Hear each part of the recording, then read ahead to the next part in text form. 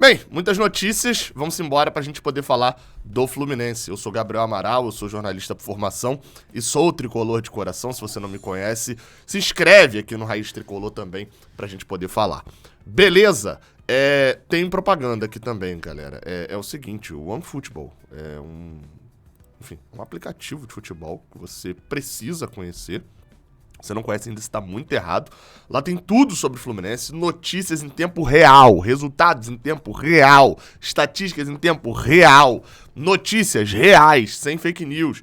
Tem coisas sobre o real também, se você gosta de futebol internacional, tem coisas sobre o real também, enfim. Mas o principal é o Fluminense.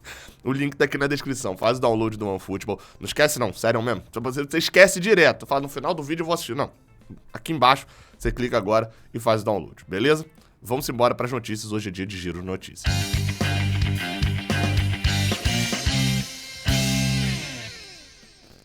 É engraçado que eu uso esse bordão, hoje é dia de Giro de Notícias, e tem uma galera que não deve nem entender. Lá atrás, antigamente, em 2018, quando teve o primeiro Giro de Notícias, ele era só às segundas-feiras, só tinha Giro de Notícias segundas-feiras, então por isso que tem esse hoje é dia de Giro de Notícias, que era só às segundas, hoje é todo dia, né? Bem, vamos embora. A primeira notícia aqui é sobre John Kennedy. Saiu uma matéria muito legal no GE. Globo, matéria não assinada, intitulada Por que John Kennedy, autuado pela PM esta semana, segue sem jogar pelo Fluminense em 2022. É uma matéria muito interessante que eu vou recomendar a leitura para vocês. Não vou ler a matéria aqui toda, obviamente, vai lá dar um clique pro GE. Mas que vale a pena você ler essa matéria, lá tem tudo descrito, bonitinho, todas as confusões relacionadas a John Kennedy dentro desse ano, enfim, desde o problema da lesão numa pelada até, enfim, os prints de WhatsApp, do status do WhatsApp, com ele falando que vai pro baile da Suécia, que é um baile conhecido aqui na reta em Itaboraí. Aqui, o único detalhe só que não tem aqui é um outro print dele, que é daquele dele num baile, acho que se eu não me engano, com a bandeirinha do Comando Vermelho, usando, provavelmente usando Loló, né, dentro do vídeo. Enfim, mas tem todos os detalhes aqui, ó.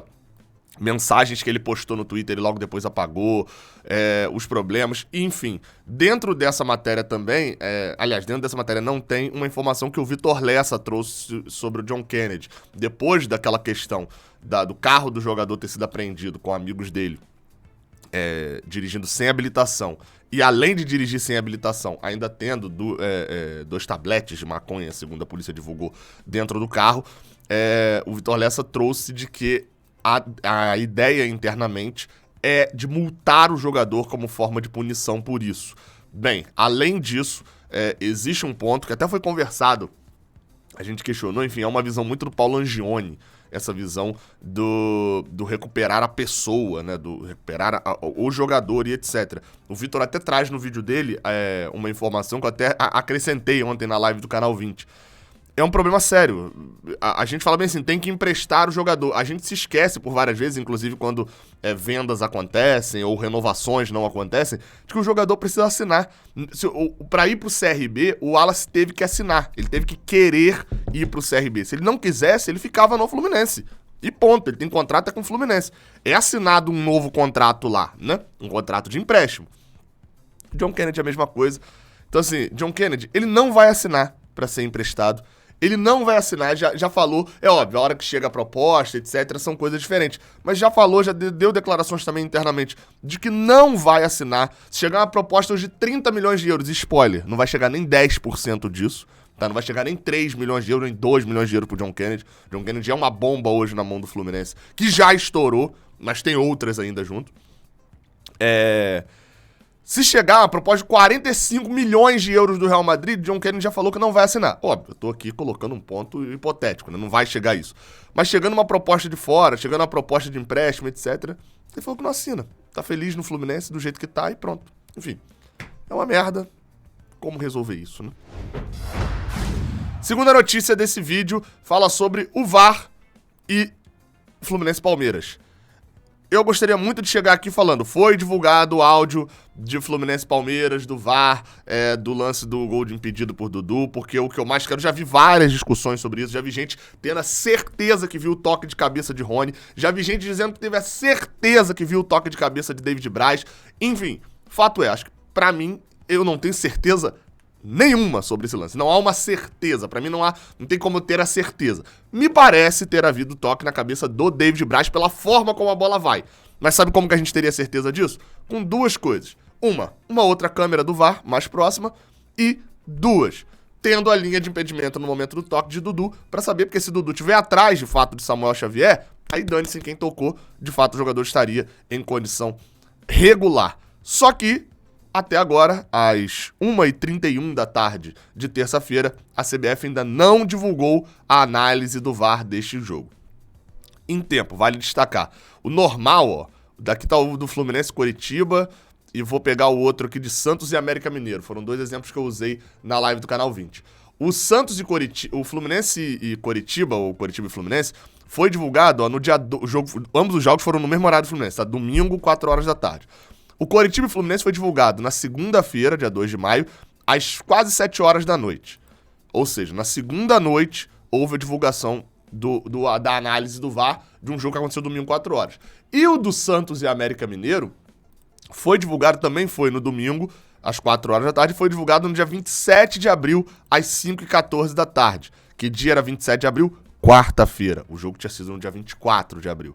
Ou seja, ainda pode ser que vão divulgar. Só tá demorada a divulgação. Mas pode ser que ainda divulguem, já que ambos os jogos, tanto do Santos quanto do Coritiba aqui, foram jogos às 4 da tarde no domingo. Então, às vezes demora mais, às vezes demora menos. Tem alguns que vai muito rápido. Por exemplo, para divulgar a análise do VAR do gol, para mostrar que de fato o gol do Flamengo estava impedido, ou seja, não é nem uma análise para beneficiar o Flamengo e não. Tem que cair nessa.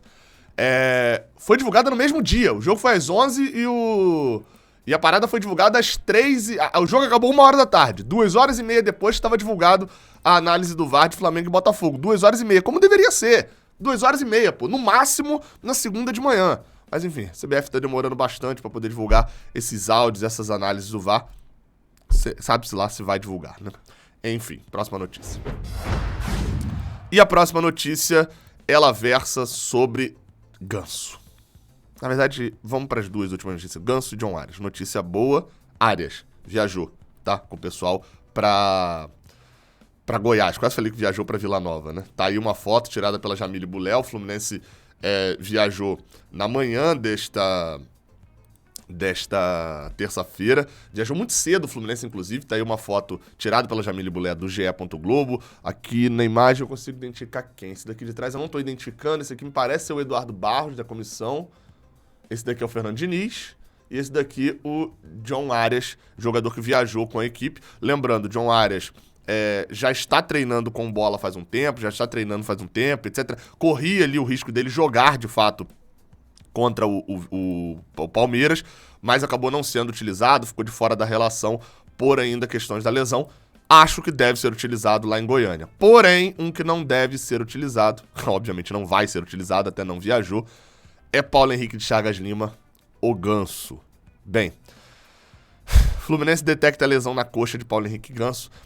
O Fluminense informou isso aos jornalistas por volta de 8h30 da manhã, pouco antes do embarque. O Fluminense apresentou 6h30 da manhã para poder viajar, né? Viajou para Goiânia. O Fluminense faz uma logística diferente. Ele vai muito cedo no dia anterior do jogo, treina lá, vai fazer um treino à tarde lá em Goiânia, já pro dia do jogo. Não treina no CT para depois ir para lá por causa dos horários dos voos. Bem, qual que é a conclusão sobre isso? O Ganso está fora por tempo indeterminado, já que o Fluminense não divulga gravidade de lesão. O Fluminense, ou seja, não vai divulgar quanto tempo o Ganso fica fora. Fernando Diniz tinha dado uma entrevista pós-jogo, acalmando a galera, falando sobre Ganso, né? Ele chegou a falar que não era algo sério, que não era algo grave, enfim. Porém, o Fluminense divulgou, a gente não sabe ainda se é algo sério ou algo grave, mas sendo bem sincero, assim, tá? E correndo o risco de estar errado, deixando claro aqui, não é informação. Mas o Fluminense informou bem assim, ó. O meia Paulo Henrique Ganso passou por exame de imagem e teve detectado uma lesão no músculo posterior da coxa direita. Beleza. Quando o Fluminense quer divulgar lesão de grau 1, ele usa a palavra desconforto, por exemplo. Fluminense, ó, vou pesquisar aqui, desconforto. Ou sentiu um pequeno desconforto. Sentiu, enfim. Por várias vezes, não é divulgada como lesão algo de grau 1, que faz o cara ficar fora por 1,5 semana. Por aí, mais ou menos. E aí, enfim, como o de Ganso foi divulgado como lesão, eu não duvido nada de ter sido talvez um pouquinho, né, mais agressivo, né? Enfim, vamos ver como é que vai ser, ó. Por exemplo, o de Felipe Melo foi uma lesão meniscal, enfim, né? Não tem muito o que a gente falar, só resta a gente esperar agora pra saber como vai ser. A perda de Paulo Henrique Ganso é muito grande. A nossa sorte é ela ter acontecido justamente no momento em que Nathan tá voltando, né? Nathan tá jogando, não tá voltando, ele tá vindo.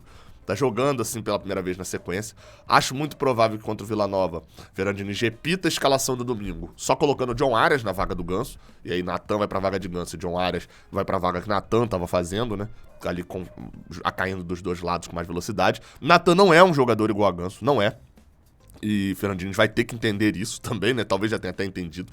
É um jogador diferente, não é um jogador de passe curto, de tabelinhas, não é um jogador de progressão em velocidade, de finalização na entrada da área e não de achar um melhor passe, um companheiro melhor posicionado.